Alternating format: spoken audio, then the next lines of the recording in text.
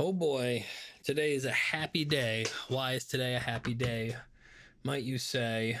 It's because we're going over another deep dive nerd circuit, and today we are doing the RAT. Boy, do I love the RAT. If you don't love the RAT, you're wrong.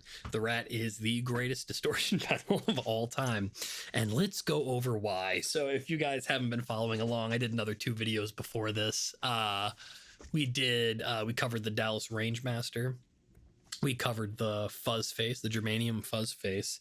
And what I'm doing is I'm kind of just going through these. The way it starts, I try to draw the schematic from memory, and then I go back and check to see how right I was. And if I was right enough, this is the first one I made a mistake on. I'm actually really upset it was the RAT. But if I'm right enough, then I will allow myself to sit and try to explain to you guys how every component works in this pedal and what it does. So let's jump into it and start talking about the RAT and why it's the greatest distortion pedal of all time. So starting at the input here, this is where your guitar goes into. We first hit this 1 meg resistor. And the reason this is important is because it is the first time we have had a pull down resistor in any of the schematics we've done. It is something you will see in pretty much every pedal schematic ever of all time. It's just the vintage stuff didn't have it. And why didn't it have it? I don't know. Maybe they just hadn't figured it out yet. But what a pull down resistor does is it makes it so when you switch between the effect being on and the effect being bypassed, you don't get a horrible popping noise. It just kind of, there's like a big static pop that can happen when you jump between high and low impedance in a signal. I mean, there's a lot of reasons it can make the pop, but yeah, that's very, very important. That R1 is in a lot of schematics you're going to see in a lot of stuff going forward. Next, we have C1, which anyone who's watched the other 2 videos knows the primary purpose. Firstly, it blocks DC from the input, which is good. We don't want any of that going in the direction of our guitar, right? Next, we have something we haven't seen before. So we are trying to control the impedance, or rather the signal strength going into this effect using R2. What is R2 connected to? It is some net port that I have labeled as VREF. What is VREF? It is a voltage reference point that we have created in the power section down here. So we're going to jump over to this power section because this is the first pedal that has had a good one that we have gone over. I use basically this in almost every Poison Noises pedal. And all the one and dones had them too. Pretty much everything I've ever done. If I've done a custom pedal for you, chances are it had this also. So what do we got? Okay, VCC, that is our voltage supply, right? So this is also the first case where it's actually 9 volts. It's not negative 9 volts. We are working with negative ground. Awesome. Okay, so first, we got a little bit of a current limiting resistor here. 47 ohms is pretty much as small as a resistor can get. Like if you bought like a bundle of a variety of resistors, that would be the smallest one you would have for sure. Doesn't do much, probably more for noise filtering and just separation of circuit than anything. But next we have D3. This diode is here for reverse polarity protection. What does that mean? It means if we plug in something that is center positive into something that is center negative or vice versa, we do not hurt the circuit. Why? Because it will blow this diode before it does anything else. And a diode costs $1 and a diode costs a penny and pedals cost more than a penny. Let's just put it there. So very easy to replace also. Next, we have a couple of capacitors here in parallel. I almost said a series of capacitors, but they're not in series, so I don't want to say that. So we have one at 100 UF and one at 100 NF. What are these mostly doing? They are creating filters to roll off low frequency hums you could get from this power section. So just a little cleanup, a little bit of noise cleanup. You just run them between your voltage supply and ground, right? We saw one of those at 47 UF, I think, on the Rangemaster. So just kind of like a rule of thumb thing, something you can do to manage some of that unwanted noise a little bit better. Next, we have 9 volts, right? So that is coming directly off of VC. This is our supply voltage, and this is actually what we're going to use to power things in the future after that, right? After it goes through all this fun nonsense over here. So next we have a voltage divider where the 2 resistors actually are the same value. Now this is what I was talking about in a previous video, okay? So we've got our positive here and our negative here. Each one of them is connected to a 100K resistor, and then those two 100K resistors are connected to each other. What does that do? It gives you the split difference between these 2 points, okay? But only if they're the same value. Otherwise, it'll throw the number off a little bit. But so we have 0 volts and we have 9 volts. What's the split difference between the two? 4.5 volts. You've heard us say half supply voltage a million times. That's what VREF is in this case, and in most cases, considering Poison Noise's pedals at least. But then we have one UF here, which does the same thing as C11 over here. C13, C11, sorry, rather keep the notation the same at least. But so yeah, this 1 UF capacitor and this 100 UF capacitor ultimately do the same thing. They're just rolling off unwanted low frequency noise in the power section of the pedal. So that is in almost every pedal, including Poison Noise's pedals. It's I don't know who the first one to do that was. Maybe it's the Rat, who knows? But anyways, next, where were we? We were over here, right? So that 1 meg connects to VREF. Okay, that's kind of, again, setting our relationship between our signal and voltage reference point of 4.5 volts. Next, we hit R3. This is simple as it can come. This just protects from overcurrents. So we don't want to put too much signal into this op amp over here. This just kind of protects it a little bit from that. We see that again later on down in the circuit too. After that, we have C2. Okay, and what is this doing? This is just sending some high frequencies to ground. It's a low pass. Not super high frequencies by any means, but not middle of the road frequencies, pretty much only super high frequencies, because we want to control what goes into this op amp before we start doing some of the mangling to it that makes all the fun sounds, right? So we are going into what we call the non-inverting side of this op amp. Okay, it's the positive side denoted with a plus symbol. Guess what the negative one is called? That's right, it is the inverting op amp. Okay, so these two are out of phase from each other, and what that means is they have a relationship that is the polar opposite in terms of, like, think of a sine wave. One's at the top of the peak, one's at the bottom of the peak, right? They are opposite. What can we do with that? Well, we can do a lot of things with that. So if we go into the non-inverting side and then take the inverting side and connect it to the output, we can actually do some pretty interesting things. If we were to connect it directly, we would get something along the lines of a buffer. Okay, so just something that would kind of strengthen the signal a little bit. We would give it our supply voltage of 9 volts. We would connect it to ground at pin 4. This is an 8-pin op amp. Okay, 5 is not used. 1 and 8 are used to connect this little capacitor right here, 30 PF, real small capacitor. And that's pretty much to control what we call the slew rate of this operational amplifier. Now, what does that mean? In layman's terms, it pretty much just means how long it takes for this op amp to do its job. I know that sounds kind of weird, but it's kind of how long it takes for it to catch up with the frequencies it is adapting. It's a hard thing to explain even if you know what you're talking about, but I can tell you that what it does do is it gives the Rat that really cool sluggish, laggy feel to it. That's the best way to explain it.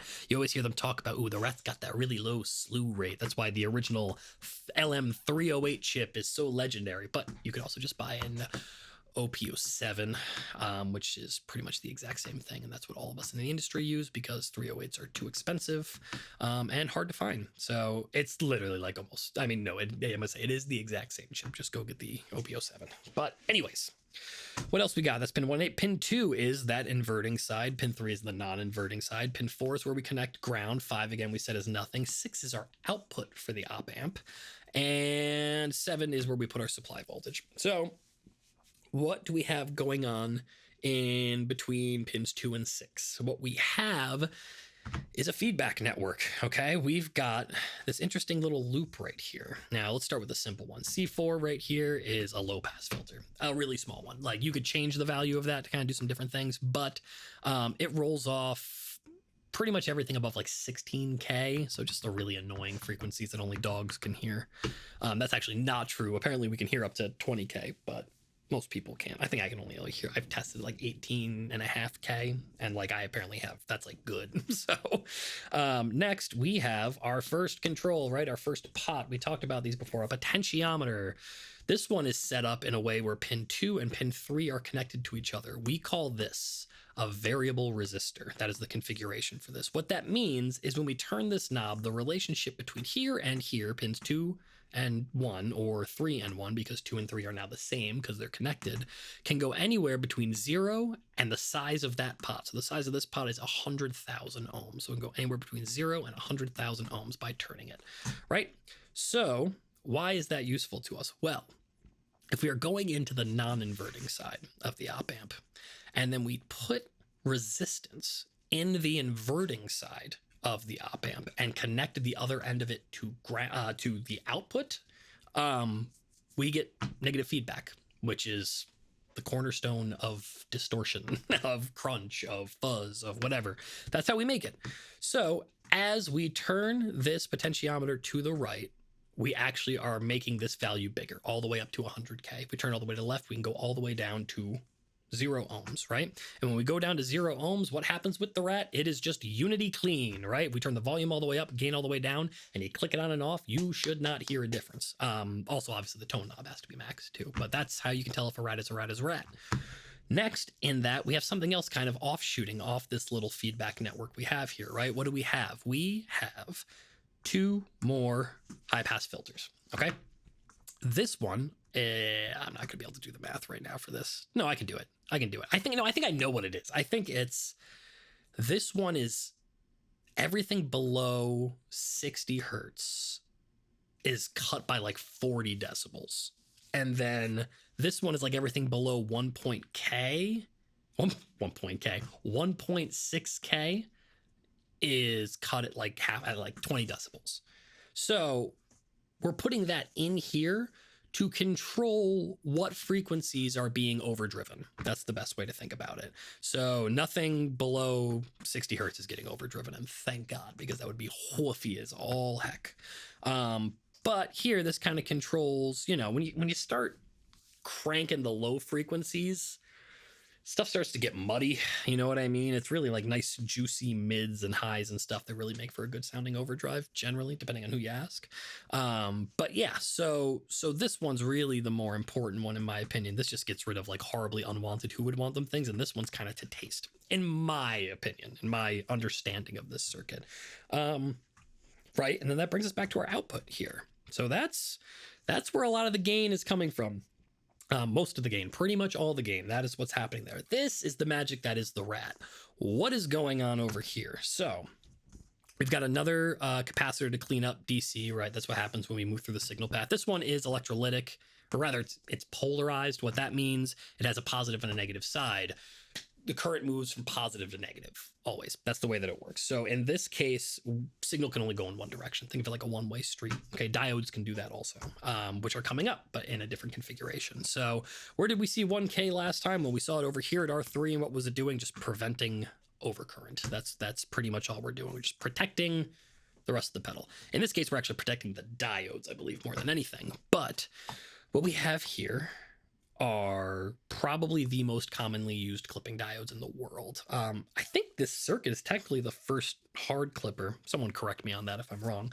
But what we do is we take 2 diodes, we put one end of the positive to the negative of another, and then the positive of the second one to the negative of the first, right? It kind of creates this little loop right here. We connect one end of that to ground, another end to our circuit. Why are we doing that? So imagine a sine wave, right? This one would clip the positive part of that sine wave, right? Okay, so it takes this round thing and it cuts it off as a square. So now it just goes like this. And then this would cut the negative part of the wave. So if we're going like this, now we're squaring off that. So now we've got this square wave that, like, if you're a synth player, you know what that sounds like. It's harsh, it's aggressive, it's compressed, it's, I don't want to say lifeless. It generally in some kind of a saturated form, but it's above all things compressed, which means that it's a little crunchier and quieter. That's the other big important thing that's coming next. So what we're really doing is we're taking this gain stage right here and we're slamming these diodes. Okay, so we have obliterated our headroom, and then we're just putting more and more gain into it. What does that do? Crunch, crunch, crunch. That's how that works. Like when you turn your stereo up way too loud, and it starts to make that crunchy, distorted noise that you don't like. Well, we like that in guitar pedals. That's how that works. So we take what it can handle and we push it too far. So next we have the tone control here. This is another thing that sucks volume out of the pedal. So what do we got going on? This is set up like a variable resistor, just like we talked about before. Pins 2 and 3 are connected, just like 2 and 3 are connected right here, right? So this one is also 100K, meaning we can go from 0 to 100,000, right? That is the difference in resistance we can have here. And in tandem with this little capacitor right here, this 3.3 NF at C8, we are making a low pass filter. This little section right here, that's what that is. It's another low pass filter. Now, we can't actually go down to 0. Why? Because we have this resistor right here in series, which means technically the lowest we can go is 1.5K. And the highest we can go is 101.5K, if that makes sense. You just add them. It's how series resistors work. It's the easiest math you will ever do with a pedal, right? Next, with that C8, like I said before, we are kind of creating a changeable low pass filter. So if it's all the way down, or technically all the way up on a RAT, because the tone knob is reversed because it's dumb. This is actually my least favorite part of the RAT. This is the only part of the RAT I don't like. I think this is a bad tone control. People disagree with me, but they are wrong. I am right. This is just a really poor design. And I'll tell you why. It's because the majority of it is not usable. If you turn it all the way down, everything above 500 hertz is cut. Who wants that? I don't know anybody who wants that. And then if you turn it all the way up, it's everything above 32,000 hertz. We can only hear up to 20. Okay. Why do I think they gave it that big of a range? I can come up with 2 reasons. One, because they're trying to make the middle of it sound good, right? When you're up at noon, they want that position to sound good. So they kind of got to stretch and move things a little bit.